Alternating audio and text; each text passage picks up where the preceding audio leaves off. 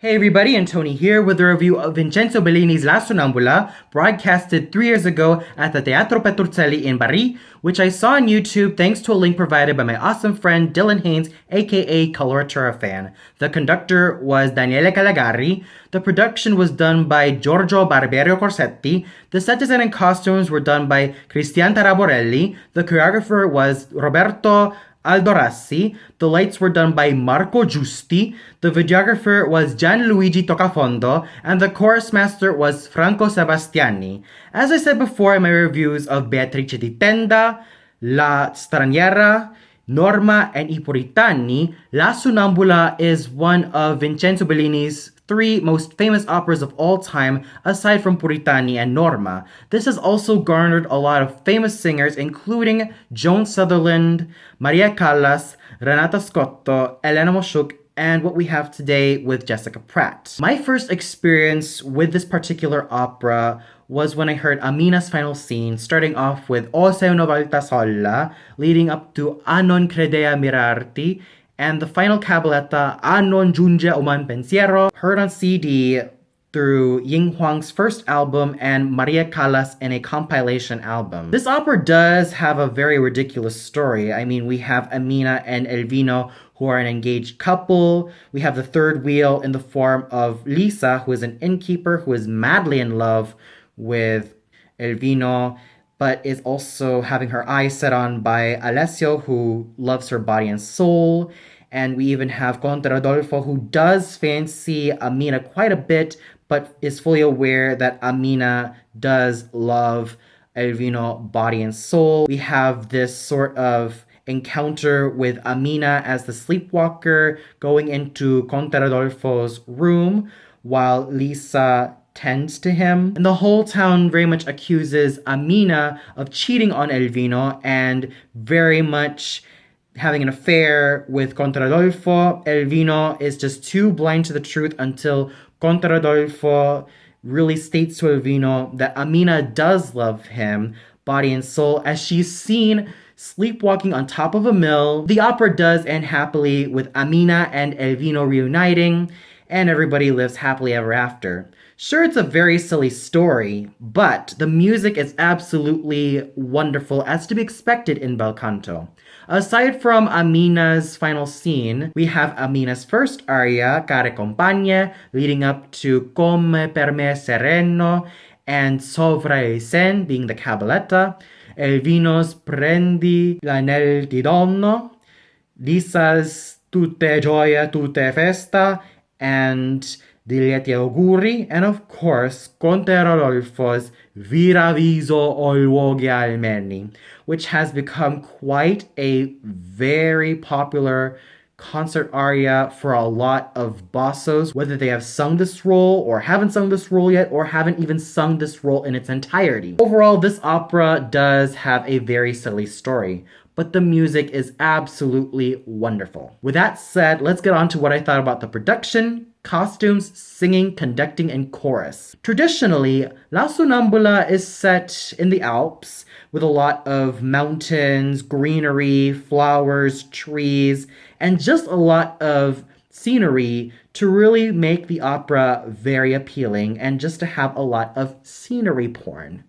With this particular production, we don't really have that scenery. We don't really see trees or mountains or rivers on stage, but instead, we see a very stark-looking stage, but not too dark. It still maintains a lot of its color, but what we have are villagers waving their roses to Amina, and we also see a huge bed to state that this is where the newlyweds sleep, and a couch which states that this is where they go to be married, and just some furnitures here and there. But we also see some dolls representing the characters of the opera. What really strikes me about this production was the images being used at the back of the stage, where we see all of these gorgeous paintings really coming to life, and they just look absolutely lovely and colorful. and so intricate that they add a lot of life to this particular production. So I'm kind of meh about the entire package, but the one that really excels it for me really has to be all of those gorgeous moving images at the back of the stage. But the costumes were absolutely gorgeous, especially that of Amina's long black hair and white dress, and having Lisa being all in black. And it's a very interesting juxtaposition between the two because with Amina, she is pure good and very, very sweet, whereas with Lisa, she's kind of bitchy, and black is very much that color that really does enhance her bitchiness. And the men's costumes look absolutely gorgeous as well. Everybody looked very amazing, and they just looked really lovely on stage. So overall, I really do like the production, even though I would have loved to have a lot more scenery, but the costumes were very elegant in their own special ways. And now we get to the singers. We have a very awesome cast consisting of Jessica Pratt, John Osborn, Paolo Pecchioli, Alessandra Marianelli, Sara Allegretta, Francesco Verna, and Raffaele Pastore. Now, I was really excited for this cast, but how well do they hold up? Let's find out. Starting off with Jessica Pratt as Amina. Amina has been sung by a lot of lyric coloratura sopranos, but have also been sung by a lot of dramatic coloratura sopranos as well. She needs to have a voice that is not too chirpy nor too heavy. She needs to have that right balance of very lyrical singing combined with a lot of the firework coloraturas that she gives off, and a lot of the high notes that she usually lunges, like some high Ds, high Es, and even a high F during the end of A non giungeo man pensiero. She needs to have an entire package of lyricism, coloratura fireworks, and just an overall sense of theatricality, and she has to look very, very lovely on stage, as it's no surprise that Amina is still quite young, being about in her 20s and about to be married. She needs to exude that youthfulness and that vivacity, and combining that fine vocal technique, you really have an ideal Amina.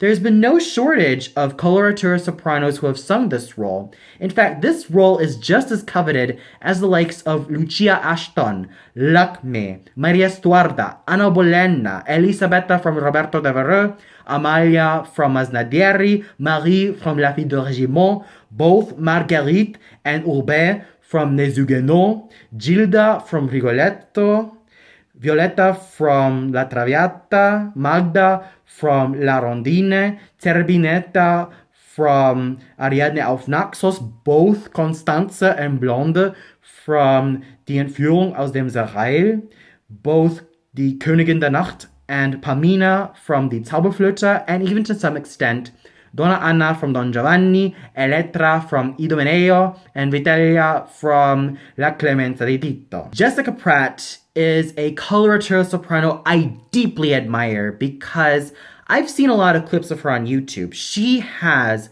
a very awesome and very wonderful voice. She has been conquering the bel canto repertoire for many years, and she has been quite the top flight singer, specializing in all of these wonderful bel canto roles. She's been very well known for the likes of Lucia from Lucia de Lammermoor, Gilda from Rigoletto, Violetta from Traviata, Amenaide from Tancredi, and a lot of these awesome bel canto roles, even Amina from La Sonnambula and Elvira from Puritani. Her embodiment of Amina is of the highest order, and she really was, in my opinion, perfect in this role. She looked the part, she sounded the part, she really did an amazing job really embodying this sweet heroine. Her technicality was wonderful, exhibiting a lot of excellent coloratura fireworks. Whether she sings all of her arias and all of her scenes, she really does give the goods in everything she does. She is an absolute pro in this repertoire, and she was awesome, as always, as Amina. She's been singing this role for many years, and it does show in the experience she's had really singing this role, and even her trademark high F at the end of A non giunge o man pensiero is always something to look forward to. She was excellent as Amina, and I'm sure that she will continue to be as excellent as ever in everything she does. And then we have her lover Elvino, sung by the awesome American lyric tenor John Osborn. Elvino has been coveted by a lot of lyric tenors. It is as coveted as the likes of the Duke from Rigoletto, Alfredo from La Traviata, Arrigo from I Vespri Siciliani, both Belmonte and Pedrillo from Die Entführung aus dem Sahel, Tamino from Zauberflöte, Don Ottavio from Don Giovanni, and many, many other roles that really need a wonderful and really smooth sounding lyric tenor to accomplish them. As to be expected, just like any other bel canto role for a tenor, he needs to hit a lot of the high notes with precision and clarity. And John Osborn does that as he continues to do. He is such an awesome tenor, specializing in the Italianate and French roles, and even a lot of the bel canto roles. He is an absolute pro as Elvino, and his moments with Jessica Pratt as the Amina were absolutely lovely. These two were absolutely gorgeous on stage.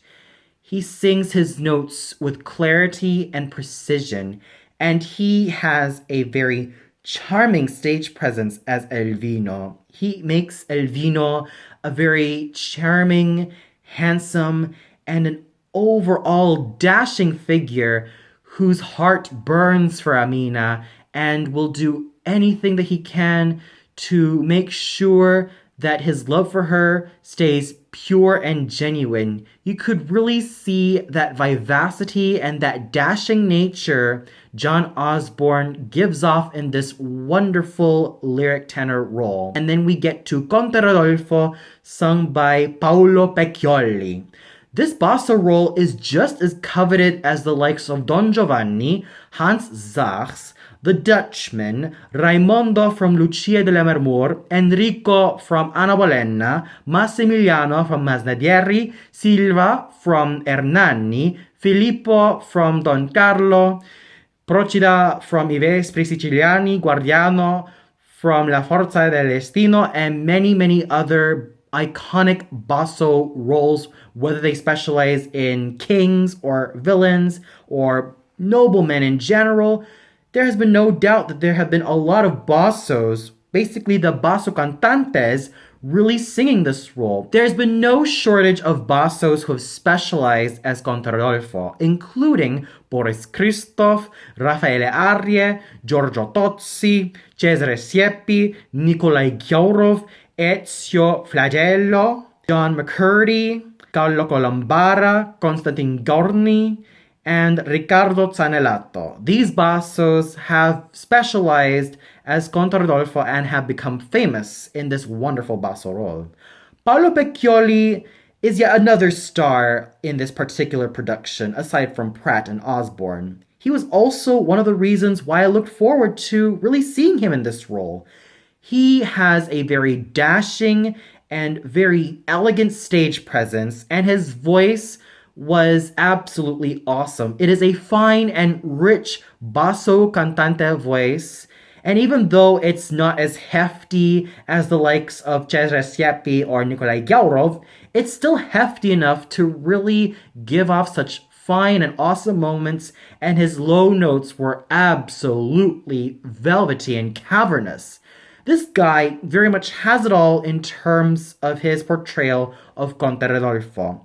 He embodied this character wonderfully, and he was definitely such a heartthrob, both in his theatricality and his vocality, really giving off such wonderful moments as Conte Rodolfo. Then we have the role of Lisa, sung by Alessandra Marianelli. Lisa is not as huge as Amina in terms of the lyric coloratura soprano repertoire. A lot of lyric coloraturas and British sopranos have sung Lisa. Any soprano who has sung the likes of Blonde from Entführung aus dem Serail, Gilda from Rigoletto, Adele from Die Fledermaus, and even from Le Comte d'Ory, Rosina from Barbiere di Siviglia, Terlina from Don Giovanni, Despina from Cose fan tutte, Servilia from La Clemenza di Tito, both Pamina and Papagena from Magic Flute, the Fiacarmilli from Arabella, Zerbinetta from Ariadne auf Naxos, and many, many roles for a late lyric coloratura soprano. They have all basically sung this role. It's quite thankless because it's a very, very superb character part, but it doesn't really have that star quality that Amina has throughout the opera. And basically, she has to play second fiddle to Amina all the time, which makes this role very thankless for a lot of lyric coloratura sopranos or British sopranos. Alessandra Marianelli has specialized in this role for quite some time, and you could really see her embody this role with such a kittenish nature and such a playful yet kind of a bitchy nature. And you could really see that faux friendship that she has for Jessica Pratt's Amina, and she embodied her very, very wonderfully. And her voice was sparkling and absolutely gorgeous. Her high notes were sparkling and scintillating, and her stage presence was just absolutely fun to watch. She really does play off of the other singers very, very well, and she is such an awesome stage animal. Kudos to Miss Marianelli for really embodying this very, very thankless character. Then we go to Teresa, sung by Sara Allegretta, who's been very well known for singing a lot of the lyric soprano and lyric mezzo repertoire. She really has a very gorgeous and very lyrical timbre to her voice, and she sings very, very well, making the best out of this extremely thankless character.